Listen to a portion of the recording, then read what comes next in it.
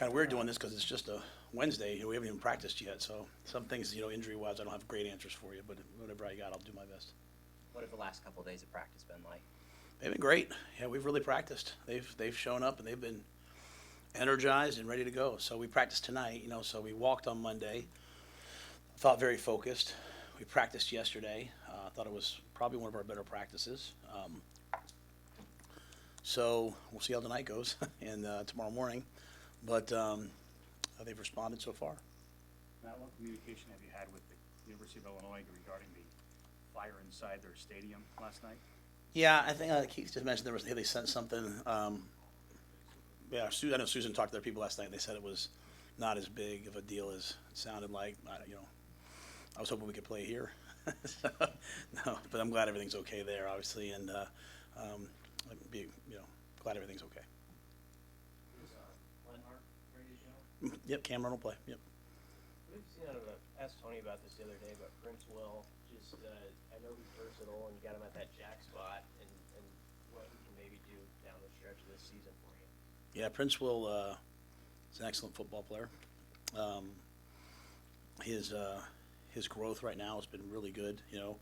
In the midst of sometimes when you look at it from 500 feet, you're like, man, we don't really have the results we want. But then you look at it on a really granular, micro level. You have guys like Will that are really developing and getting better. Like in that game, Riley Van Poppel played in that game last week and wasn't knocked back, wasn't in any way outclassed, wasn't in any way, So I think we have some young players that are really, really going to be good players, and Will's one of them. So he's versatile, he's explosive, so he'll continue to find roles for us. Are there other spots? The D-line, I think everybody is kind of excited about what it can be. Are there some other spots you point out where you see that, where it's like what it can be in the big picture?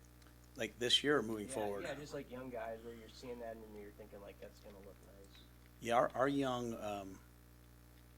young receivers are going to be good. I know everyone's kind of like, well, how come you can't get them to play right now? It's tough, but they're going to be really talented. They're really talented. And they're going to be really good. And I think they're going to start to help. Like I expect Jaden to play this week. Finally now. Our young D line. Ty Robinson was in there with me. Yesterday we were talking, and he was just talking about kind of the process and the way we do things, and the practicing on Sunday, practicing on Wednesday, and was just saying how good he thought our young D line would be going through this for 2 or 3 years. What this type of, as hard as it is, what this type of schedule and standards are, how talented those guys are. Those guys are talented. We haven't seen all of them yet. You've seen Sua a little bit, Riley. Vincent Carroll Jackson will probably travel for us this week. So there's a lot of guys in those rooms that I think are outstanding prospects. What's the challenge, or maybe how important is it to bring your own energy on the road on a Friday night, and maybe it won't be as energetic as some games you guys have played in? Yeah, Coach Reed, Andy Reed, when I was at Temple, he was in Philadelphia. I know his family really well, and Coach Reed would always say to his team, which would then matriculate to me, all great teams do 3 things. They eliminate distractions, they create their own energy, they fear nothing, attack everything. And so creating our own energy is what we try to do at practice, and we simulate that. Like even going out at La Tech in the rain delay, trying to create your own energy. When you're having a tough ball game like last week, you have to try to create your own energy. Some guys did, some guys didn't. We created a lot of energy on Sunday night, and no one was watching. We created a lot of energy yesterday morning. We'll have to do that Friday night. It'll be great to be on the road. They'll have, I haven't been to Illinois since I was a player, but I'm sure they'll have an excellent atmosphere.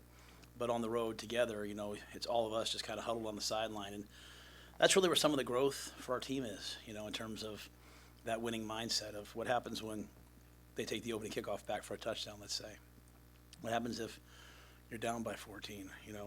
Where's your energy at then?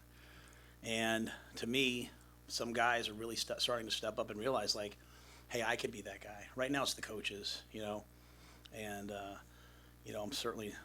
I'm not equipped to do that. So can it be Tommy Hill? Can it be Giff? Can it be Ty Robinson? Can it be, can it be Ethan Piper? Can it be Heinrich or Jeff or Billy Kemp? Who are those guys going to be for us? And that's part of this process. And so this will be a real challenge for us Friday night in all these areas. What have you seen from Illinois' defensive tackle, Johnny Newton, on tape? He's an excellent football player. High draft pick. Powerful, two gap, makes plays down the line, can torque you in the pass rush game. Their scheme, because they play with 5 down linemen basically 90% of the time, creates 5 one-on-ones. So you have to win 5 blocks, and they have to just win 1 pass rush, or 1 run block to have a successful play. So it's a real challenge, but he's an excellent football player, and so he's one of those guys you have to game plan around. You have to do things to account for him, at the same time understanding that they have other guys who can hurt you, and so it'll be a real challenge. Not to jump too far ahead, but what do off weeks, bye weeks look like for you in your program? How often do you have them practice? Like how's it possible? I'll probably wait till after this game to answer that. Yeah. I didn't know when we were going to talk to you next. No, yeah, I'm always around. You guys can always talk to me, but we'll get some recruiting done next week. But just in terms of what exactly the schedule is, they have a general idea, but I've also kind of let them know, like, hey, let's go play. Let's worry about Friday night first. So they'll get some time next weekend to go home and be with their families. We'll recruit, but we have to get better as a team. Regardless of what the result is, we have to continue to get better. There's a lot of football left, and I think this team's development has probably been hurt in some ways by not going to a bowl game, because bowl games are so vital. Well, bye weeks are vital, and so you can't waste bye weeks, and you can't waste bowl games. It's extra practice for all those young players. So, we'll get a lot of work done next week. Have you found in your time, though, leading up to a bye week, that game before that, are guys a little more incentivized to go all out, knowing that there is a little bit of a respite coming?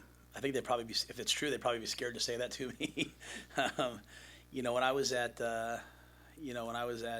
University of Buffalo, I was 24 years old. I was the youngest Division I full-time assistant coach in the country, and we got fired with 3 games left. I never remember my dad saying, how you coach these next 3 weeks is who you are as a coach. If you coach less, you're no good, and if you coach harder now because you want to win so you can keep your job, then you weren't coaching hard enough to begin with. So we're just trying to get these guys to be the same guy every day. So I think the coming off of last week's game and the challenge and the opportunity on Friday night, and then the way we've worked this week, I think guys are hopefully just pretty much locked in on tonight's practice and tomorrow morning, and then getting up there and playing a good game. What's the philosophy about practicing at night on Wednesdays? Why do we do that? Yeah. Partially a class schedule thing, to give them some opportunities to be able to, there's different majors and different classes, so we have a lot of guys, like we had guys this morning in accounting and engineering and construction engineering, so part of it's the class schedule. Part of it is because we're a Friday practice team, there's 36 hours between Tuesday's practice and Wednesday, so we can practice hard on Tuesday and then practice hard on Wednesday. We can lift, so all the guys came in and lifted this morning, so they practiced Tuesday, they meet Tuesday night, they close up kind of what happened on Tuesday. A lot of guys, if they're good players and they're good at the process, they do some film study, they come in Wednesday, they lift. A lot of guys kind of do some stuff extra, but they have a little more time to recover, so we can still work really hard on Wednesday, but they're just kind of not beat up still from Tuesday. So it's a little bit class, a little bit that, and then we come in Thursday morning, so they turn right around after Wednesday night and Thursday morning, we walk through, and then usually we practice on Fridays. This week, obviously, we can't, so we'll play on Friday. Anybody else? All right, thanks, guys.